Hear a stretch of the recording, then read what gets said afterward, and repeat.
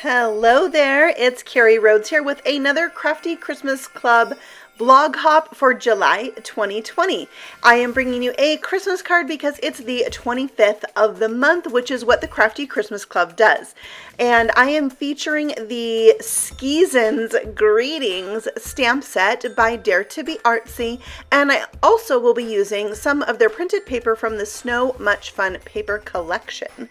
This right here is the pattern that I'll be using today. I think it's fabulous. I love it. Can I have a purse and a coat and a scarf and a hat with that? So cute. All right, I'm taking 2 snowflakes from the stamp set and I'm going to stamp them on a panel that is 8 inches by 3 inches, just going across the top with my clear pigment ink. And I'm going to be doing some ink resist over the top. So we'll go ahead and fill that in all the way across. Now I did use a block that's a little bit too big for these 2 stamps, so I have an image that only partially stamped, and I didn't catch on to this even though I've been stamping for like 20 some years until I stamped the inside of my card at the very end of this video. I should know better. Right there's a half one. Now they're hard to see because it's clear powder, clear ink on white paper, but they're going to show up fabulous once I add the Peacock Feathers Distress Oxide ink over the top. And I'll just blend that on about 3/4 of the way down the card because the bottom half is going to have a snowy hill, so I don't actually need to put any of the ink down there. And then of course, because it's Distress Oxide, I'm going to spray it with water to get those oxidation splatter marks because I love that look. And it adds to the snowy feel of this card, I think. Speaking of loving splatter, I'm bringing in the Turbo Teal Silk from Fun Stamper's Journey and splattering that on as well. Now you can see it first goes down really bold, but when it dries, it tones back quite a bit and leaves behind some shimmer. It's gorgeous, and I love the look that it adds to this card. So I'm going to take another 8x3 panel that's just white cardstock, and I'm going to hand cut freehand. I know it's very scary. It's very scary.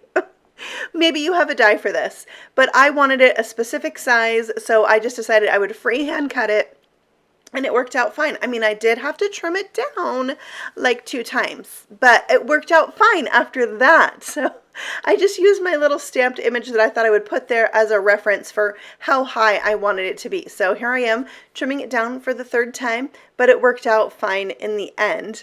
And then I'm going to take my sponge that had the Peacock Feathers ink on it and just barely ink up the edges of this. It just helps add some dimension to it. And then I take some more silk. This is the sparkle silk. It's just the sparkle. And put that over the snow. So when you tilt this card in the light, you're actually going to get a lot of shimmer and shine. And that's what snow should look like, right? Totally. All right, so then we're going to let all the things dry and do some stamping. So I'm going to stamp both of the bears from the Skisons Greetings stamp set. They're so cute. I love them. I have already made a card with this set. I'll make sure and link that video at the end for you, and you can check that out. It's a totally unique card because I tried to create a Valentine card with a Christmas set. So you have to check that out if you haven't seen it already. Here are the markers that I'm going to be using for Copic coloring. I am using the black ink pad from Dare to Be Artsy for the first time coloring in these images, and I have to say it was a really good pad. It is really black. It dried fast. I had no problem with smearing, so I'm loving that pad. All right, so for the vest, I am using 3 different colors for the red, and I'm just going around the outside of each panel with the darkest color, then the medium color, and then the lightest in the center, and that's what helps make this puffy vest look puffy. I love the puffy vest. It really is what makes this stamp set for me. Love it. So then I'm just adding in that teal color, kind of that Peacock Feathers color, so that I have some consistency throughout my card, and it goes really well with red and white for Christmas. It's one of my favorite Christmas combinations, and if you've watched any videos on my channel, you might already have seen cards with this color combination or similar. All right, so I'm gluing down my snowy bank so that we can put this card together. And before I glued on the bears, I wanted them to have some dimension, but there's some really skinny areas like those ski poles, and so I decided to die cut out 2 more pieces, but have no stamping on them, that could be layered behind these images to give them a little lift. Plus it makes them sturdy, and I don't know why, but it made me love them even more. Like, they're just thick and sturdy. It made me happy to do it. I love it. So I only do that with sentiments, not really with my stamped images, and it just made all the difference.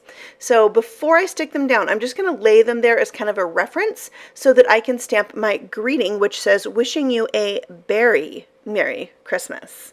And then I will emboss that with white powder. Now, there's already embossing on this panel, so when I go to heat this, I want to make sure that my heat gun is really super duper hot so it can melt that right away and not interfere with the snowflakes that are already embossed right there.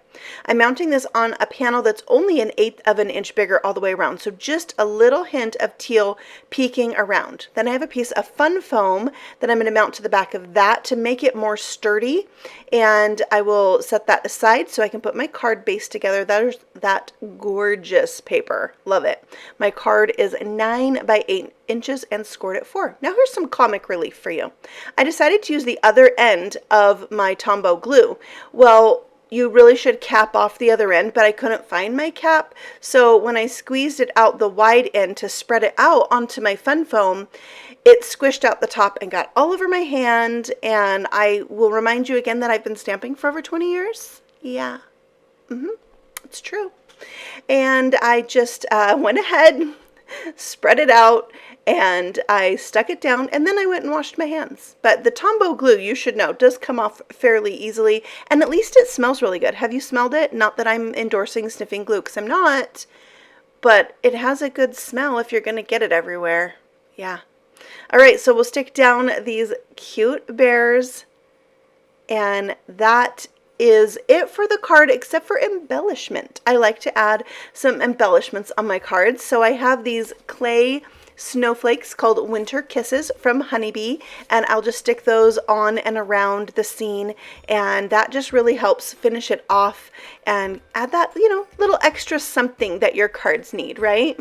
And in the end, nobody will ever know about my giant glue mistake or mess. It all works out in the end. There's no stress in stamping, as a friend once told me, and now I believe it too.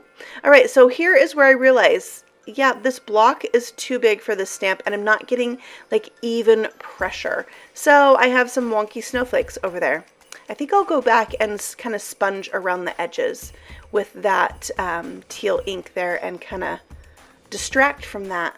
Yeah, so I had fun making this card, and that is what stamping should be all about.